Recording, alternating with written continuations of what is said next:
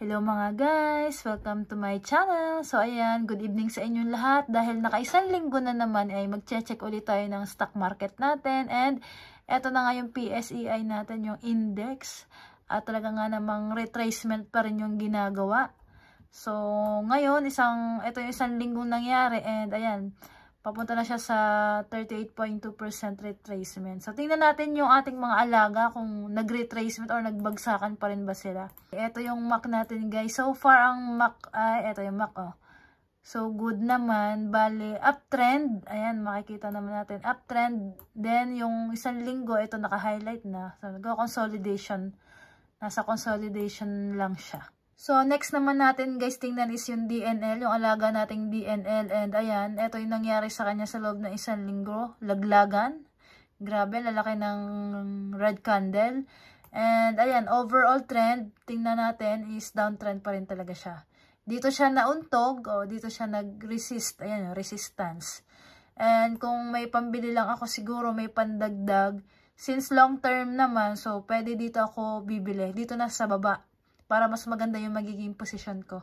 Sunod naman natin mga guys ay Pure Gold. So ayan, ito yung nangyari sa kanya sa loob ng isang linggo.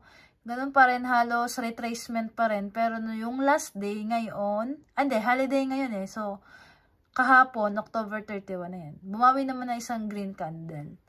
Pero so far, okay pa rin.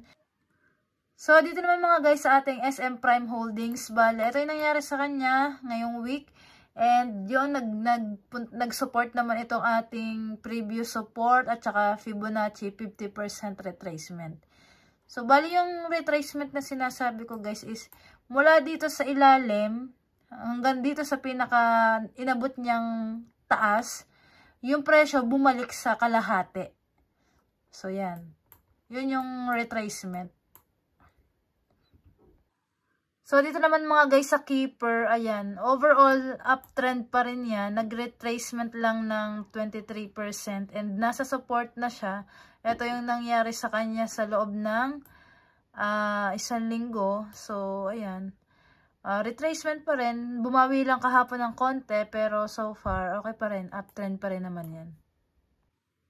So, ito naman mga guys, yung ating Metro Bank. Ganun pa rin. Ito yung nangyari sa kanya sa loob ng isang linggo, ngayong week.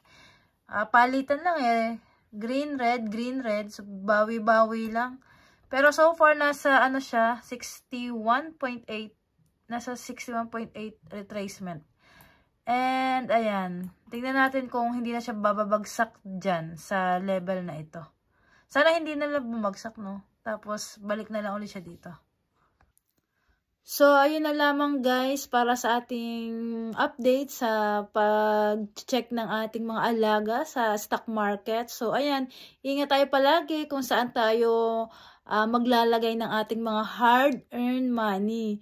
So, kapag hindi natin alam yung mga bagay na pag-i-investan natin, so, maaaring posibleng kumita muna tayo sa umpisa pero baka sa dulo kapag hindi natin ni-research or pinag-aralan muna ay baka mawala rin yung pera na hard-earn natin. So, ayan, lagi tayong mag-ingat kapag may mga bagay tayong pag-i-investan.